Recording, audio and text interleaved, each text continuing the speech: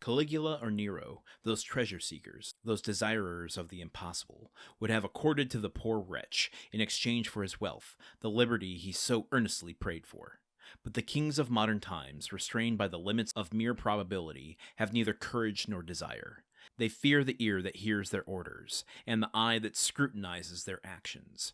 Formerly they believed themselves sprung from Jupiter, and shielded by their birth, but nowadays they are not inviolable. It has always been against the policy of despotic governments to suffer the victims of their persecutions to reappear.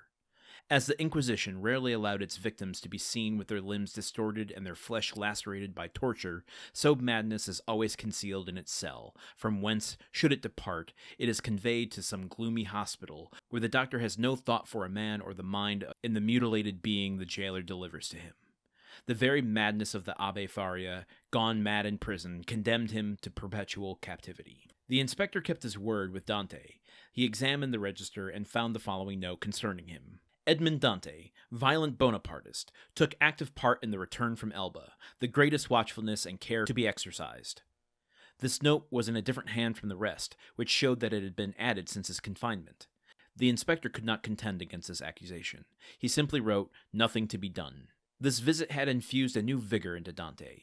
He had, till then, forgotten the date, but now, with a fragment of plaster, he wrote the date 30th July, 1816, and made a mark every day, in order not to lose his reckoning again. Days and weeks passed away, then months. Dante still waited. He at first expected to be freed in a fortnight. This fortnight expired, and he decided that the inspector would do nothing until his return to Paris, and that he would not reach there until his circuit was finished. He therefore fixed 3 months. 3 months passed away, then 6 more. Finally, 10 months and a half had gone by, and no favorable change had taken place, and Dante began to fancy the inspector's visit but a dream, an illusion of the brain. At the expiration of a year, the governor was transferred. He had attained the charge of the fortress at Ham. He took with him several of his subordinates, and amongst them Dante's jailer. A new governor arrived. It would have been too tedious to acquire the names of the prisoners. He learned their numbers instead. This horrible place contained 50 cells. Their inhabitants were designated by the numbers of their cells, and the unhappy young man was no longer called Edmond Dante. He was now number 34. Welcome back to the countdown of Monte Cristo, everybody. Are we happy? Are we having a good time? I realized after yesterday's episode, I was planning on going into this one a little chipper. Let's end chapter 14 on a happier note. Not happening.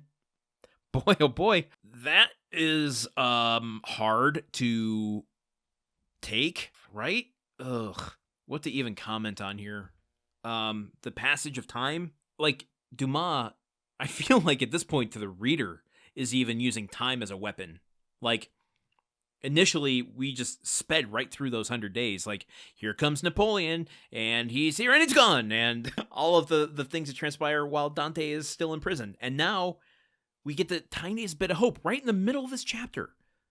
We almost make Hope a character sitting in the cell with Dante. And then we end this chapter with not 3 months going by, not 6 months, not 10 months, but a year, another year going by of Dante hoping, and just day after day. You can imagine every check mark he makes on the wall as a day passes by, just slowly eroding the character of Hope sitting in his cell with him. And there it was too, Villefort's final condemnation of Dante, ensuring that he is never released again. And to bring a little clarity to that, let's talk and refresh what had happened in the chapter 13, 100 Days, where Morel had gone to Villefort to plead for Dante's release now that Napoleon was back in power. In that chapter, toward the end of that chapter, Villefort sits down with Morel. They write this thing. He promises, false promises, that he's going to take it to ensure that Dante will be released. But then, unbeknownst to Morel, Villefort instead has a premonition that the second restoration is coming, that the king is going to be returned, Napoleon's going to fall, and he writes this note that we are now seeing, that is going to be condemning Dante to prison forever, that this is an extreme Bonapartist. He needs to be watched at every second.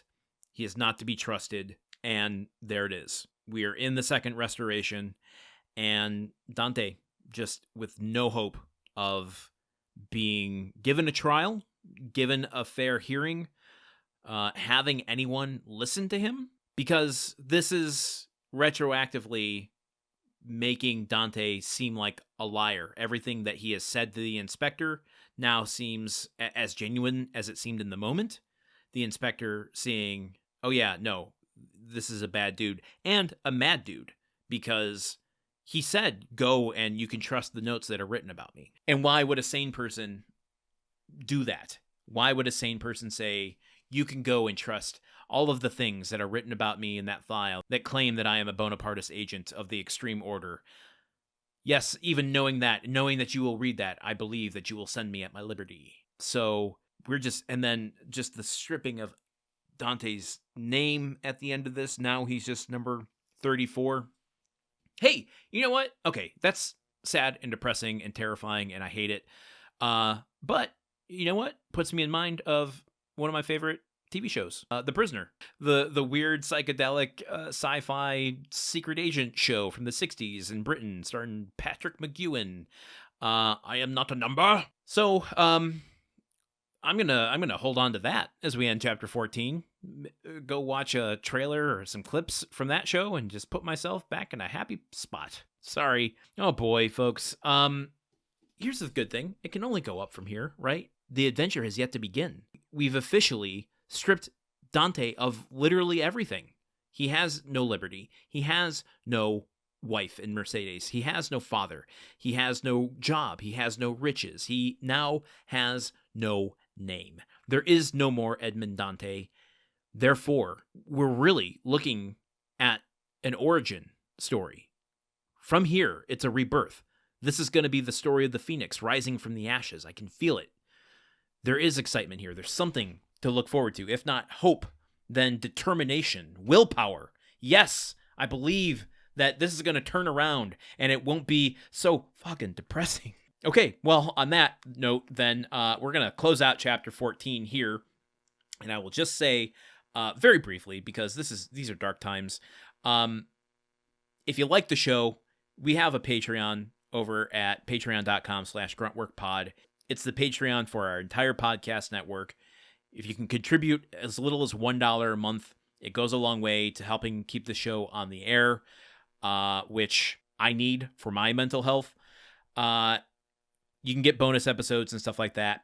If you can rate and review on Apple Podcasts or Spotify, if you can't contribute, that would go a long way as well. Really, really appreciate it. I'm not going to belabor the point in this episode because it's been hard this week going through these episodes in this chapter. Hopefully chapter 15 has something better for us in store. So join me here tomorrow for that. Just ending chapter 14 on a high note. Oh my God, folks. I'm glad you're here. I'll see you tomorrow. Okay, goodbye. The Countdown of Monte Cristo is part of the Gruntwork Podcast Network. This show is produced, edited, and hosted by Landon Solano. The original text of The Count of Monte Cristo by Alexander Dumas. Theme song by Magic Solo. If you want to support the show and others like it, visit patreon.com/gruntworkpod. Thank you for listening. See you tomorrow.